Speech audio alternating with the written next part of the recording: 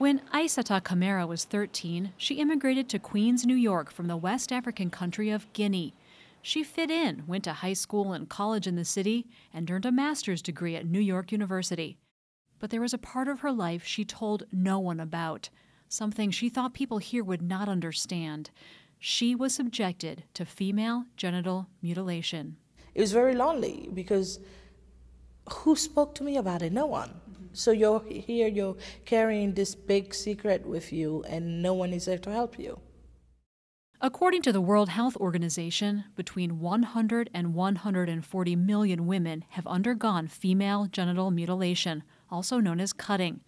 The United Nations says it's practiced mostly in 29 countries in Africa and the Middle East, even though it's been outlawed in most of them. In Egypt, Somalia, and Guinea, it's estimated more than 90% of women have been cut. The World Health Organization says the ancient practice ranges from removing part or all of a girl's clitoris to, in the most severe cases, narrowing the vaginal opening by sewing it almost completely shut. The thinking behind it varies. In Guinea, Aissata says it's believed to keep a girl from being promiscuous and more eligible for marriage. She was 11 years old when her aunts came to take her. She hid under her bed. So you go to the cutter's house and then you all sit down and it's by age, and the one person goes in, you hear them scream, they're coming out crying. Next person goes in, you hear them scream, they're coming out crying. Your basic human instinct is to run away. You don't want to be there. Parts of Aissata's clitoris and labia were removed by a cutter who used no anesthesia. She says it happened to virtually every girl she knew, but no one talked about it. 16 years later, she still feels pain from the scarring, endures embarrassing conversations with doctors and boyfriends, and she says she will never forget the fear. Obviously, prior to me being cut, I knew my body, I knew who I was, and then once you're cut, you become a different person. So I think also for me, the fear, I feel wanting to run away from something and then not being able to. I think that it does something to you. I think that it really touches you to the core of yourself. No one knows how many women and girls living in the U.S. have been subjected to female genital mutilation, or FGM. There's no system to track or report it. But in the last 15 years, the number of African immigrants has doubled to around 1.8 million. And one research group, the Population Reference Bureau, estimates that as many as 500,000 women and girls living in the U.S. have been subjected to FGM or are at risk of it happening to them. It's especially a concern here in New York, which has the largest population of African immigrants in the country. It's horrible. It is a violation of the right of the woman. What they are taking will never come back. Mariama Diallo is a social worker serving New York City's large community of African immigrants. She's seen a rising number of women grappling with the consequences of FGM, which can include trouble with menstruation and childbirth. And women can have trouble finding doctors sensitive to the issue. Diallo also sees girls threatened by FGM and mothers facing social pressure to have it done on their daughters, even if they don't want to. Someone who didn't go through FGM is completely excluded from the community. So the fear of being excluded from the community make people go through it. Or the family honor. Some families don't want to have a woman inside the family that is not mutilated because it can affect the reputation of the family. And also some people say it is because it's the way to become a woman. Diallo says it's rare, but she has seen young women sent back to Africa to have it done. It's known as vacation cutting because it usually happens during summer vacation from school. I have 4 cases like that. They are US citizens born in the United States but went for vacation and it happened. But I hear a lot from my client also, like someone in the community, their neighbors who sent their child to Africa for the purpose of FGM. Diallo says doctors and educators could play an important role in identifying girls at risk, but many haven't had the training.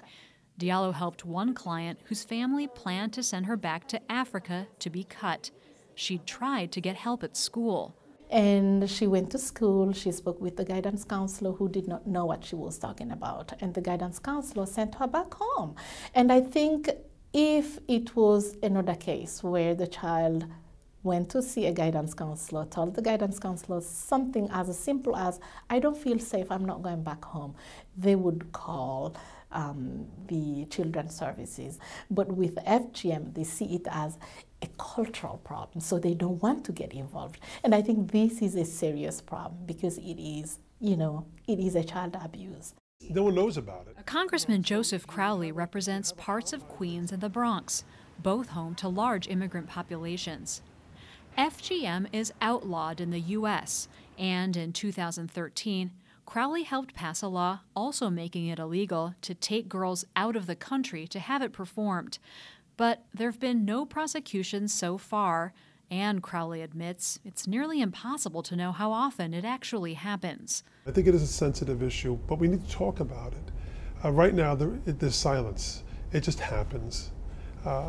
And I think that's what really needs to be addressed. Do we know that this is a widespread problem, or is it just maybe a few isolated incidents? We know that the potential is there. If it's one girl, in my opinion, it's one girl too many. And I think that's what we need to focus on. We know it has happened, we know it can happen, and probably will happen again. And our country, the United States, needs to do more. Crowley and others point to Britain, where last month Prime Minister David Cameron called for a crackdown on the practice. Already, the UK offers passport inserts for girls traveling to Africa, explaining that FGM is illegal. And last week, the Royal College of Obstetricians and Gynecologists issued new guidelines for doctors to report cases they see and how to better treat women subjected to it. When we're talking about something that is so hidden, it's so secretive, it involves girls who may not even understand what's happening to them or happened to them, how do you police that? It's very difficult, but I do think that we need an awareness campaign to talk about the issue, to have posters at airports and have doctors and nurses and educators and law enforcement engaged in understanding that it is against the law to do this and they should be on the lookout. I don't think people want to willingly break the law. I think if they know that something has been made illegal, that they will respect the law. Last year, advocates gathered more than 220,000 signatures on a petition demanding better data. In order to eradicate FGM here in the United States, we need updated statistics. In response, the Centers for Disease Control and Prevention is now working on its own study of how many girls in the U.S. may be at risk, and the White House has asked federal agencies to find ways to address the issue. And next week, advocates are launching a new campaign to get more states to pass their own laws banning FGM. Only about half of them currently do. Aissata Camara agrees with criminalizing the genital cutting that happened to her, but she says people need to understand families often think the practice is in their girls' best interest, not realizing the long-term consequences.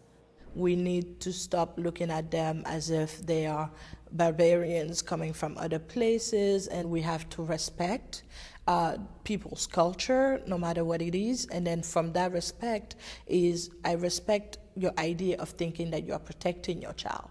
But here are the reasons why you're not, and here are the reasons why you need to change this.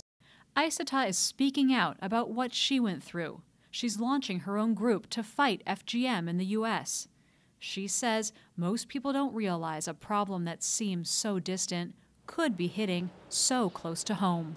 I look like you. I went to school here. I am as American as I think anyone is, but I went through it. So let's wake up. Let's wake up and let's start thinking about the fact that there is someone around you that might be going through this.